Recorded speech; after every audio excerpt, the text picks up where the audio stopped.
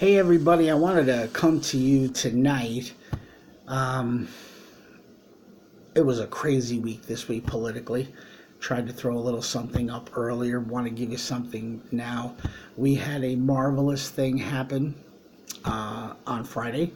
We had the United States Senate vote 51 to 49 not to call any witnesses in the impeachment trial, therefore shutting it down. Now, a bunch of the bloviating morons couldn't just get together and end this thing. Everybody's got to have their little 15 minutes of fame. So, starting on Monday, you're going to have more closing arguments by Adam Schiff and the defense team. So, we're not done hearing from this imbecile. We get to hear more from Adam Schiff. And we then have the senators are going to get 10 minutes apiece, I believe they said, to be able to speak from the floor of the Senate.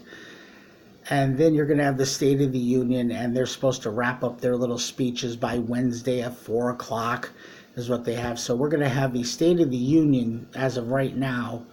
No acquittal for the president officially as of then. And then we have time for more lies and nonsense to come out from people like John Bolton. I don't know what else to tell you, ladies and gentlemen. I'm not happy with it.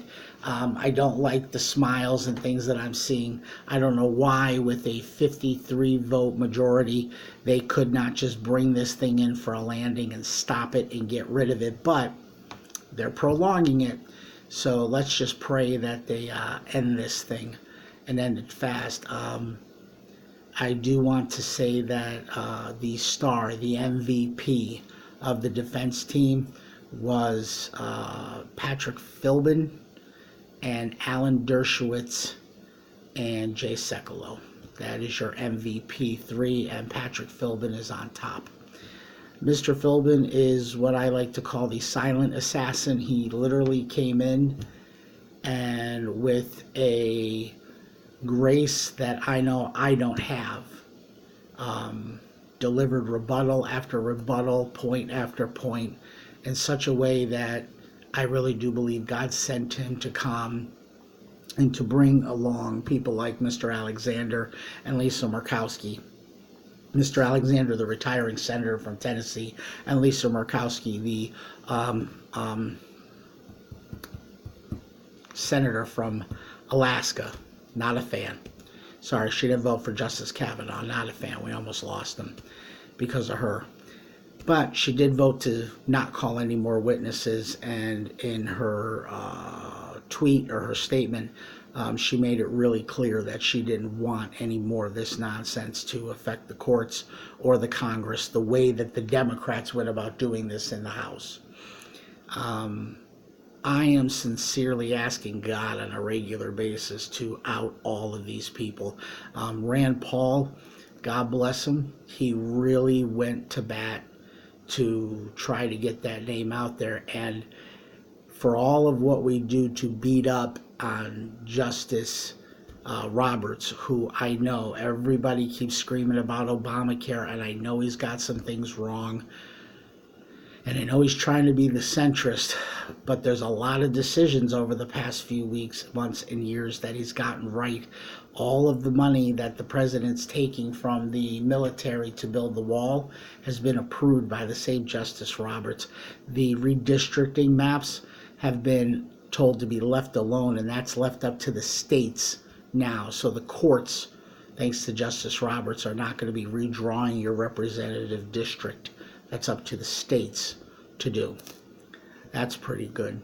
The travel ban was upheld because of Justice Roberts. I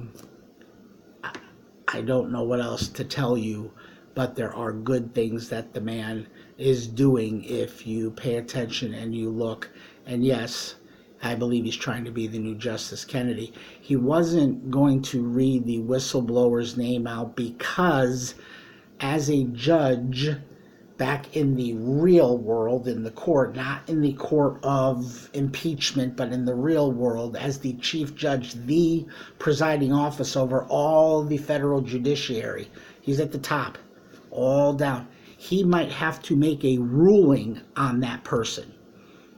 So by possibly breaking the law and outing this so-called whistleblower, he might have to excuse himself or recuse himself later on if he were to be found that he's compromised.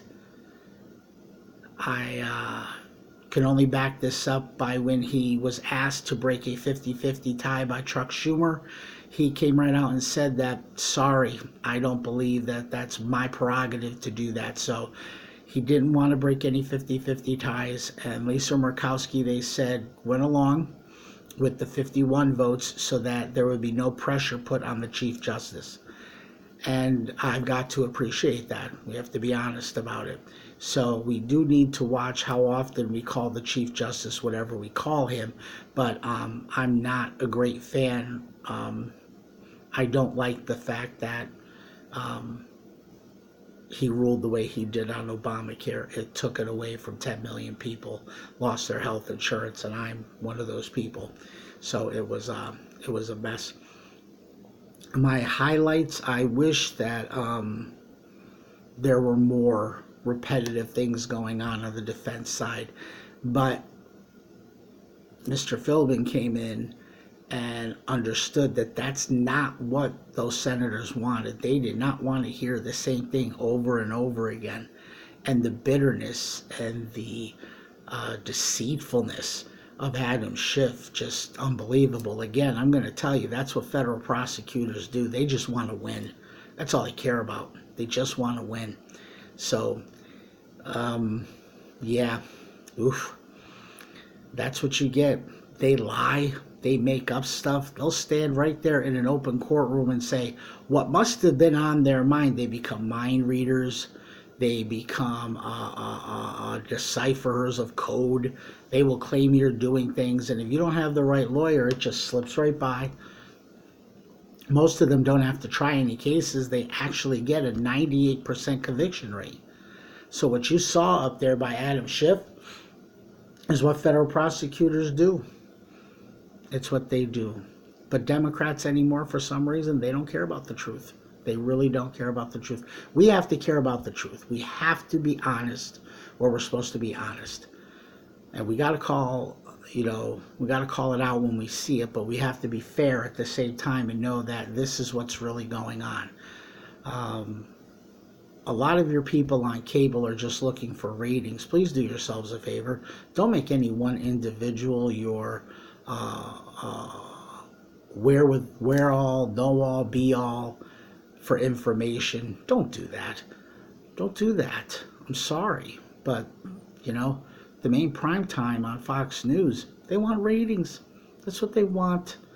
And a lot of the liberal stuff they're doing right now, they're doing only for the simple fact that the Democrats got to pick a nominee. But they're trying to kiss their butt. But then they don't get any Democrat debates. So, and not that anybody's watching. Nobody's watching. It's hilarious. Alan Dershowitz came in like a storm. I love the man. He's not a liberal. He's not a Christian. I mean, he's not a conservative. He's not a libertarian. He's not a populist. But he really did defend the Constitution. He really did defend the office of the presidency. And I don't particularly enjoy how he interprets everything, God knows.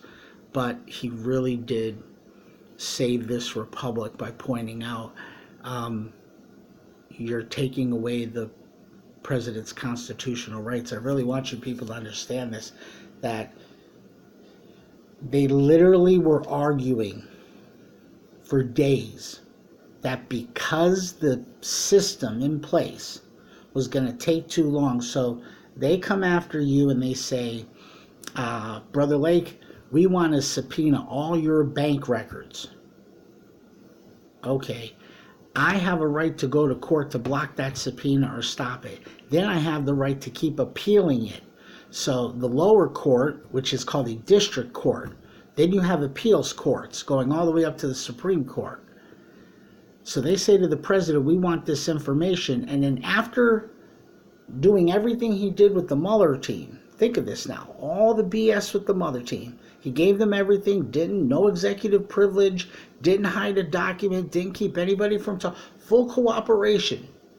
Can you imagine you find out that whole thing's predicated upon a lie, an absolute lie, Now that you know that 2 of the FISA warrants had been made null and void, the FISA warrant before Bob Mueller became independent counsel and the FISA warrant directly after have been made null and void, which means everything is fruit of the poisonous tree. All of it.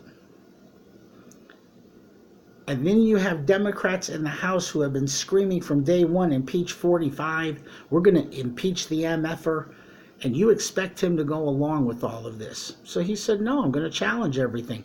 They called that obstruction of justice. And Jonathan Turley flat out said that if you're going to impeach the president for obstruction of justice, for his constitutional right to challenge you in court, then it was the Congress, the House of Representatives, that was abusing its power. And that's what Lisa Murkowski and Lamar Alexander voted to stop. Because they're just going to keep doing this. So we got to keep praying. So you need to understand that they can do this to him, and what they did to Carter Page and what they're doing to General Flynn, if they're going to keep doing this nonsense, somebody's got to stand up and say, hey, you can't do it. You got to stop.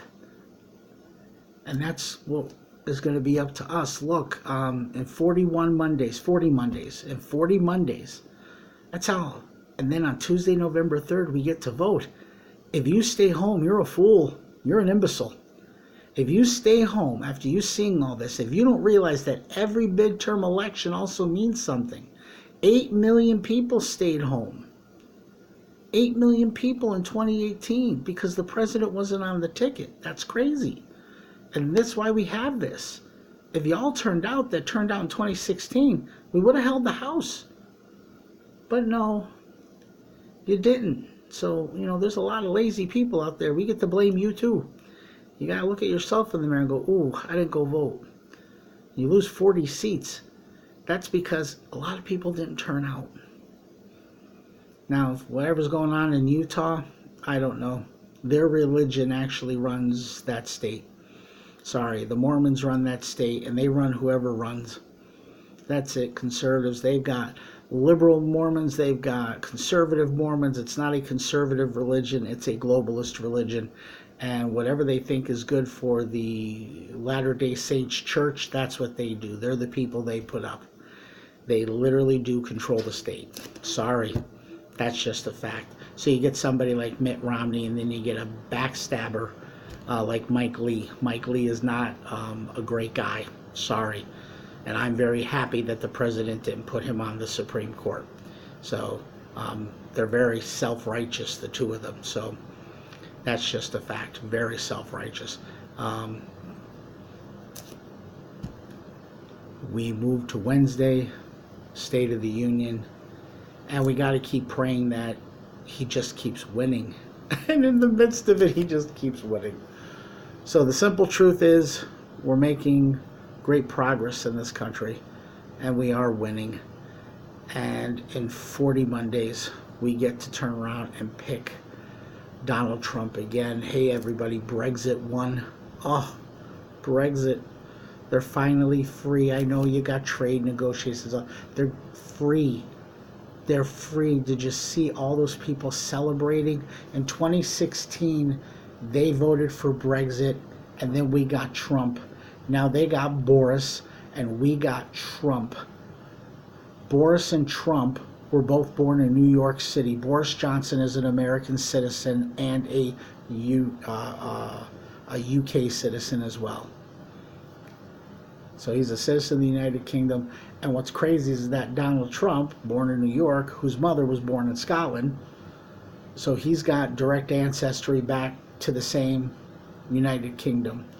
Both men are amazing, and there is a God in heaven who had the Brexit win, and then Donald Trump won, and now their Brexit is final, and I saw their celebrations, and I believe we're going to be celebrating again the same way in 40 weeks if we simply get out and do what we have to do. Talk to everybody. Now's not a time to sit back and hide. Now is a time to make your voice known, to let everybody know you have to vote.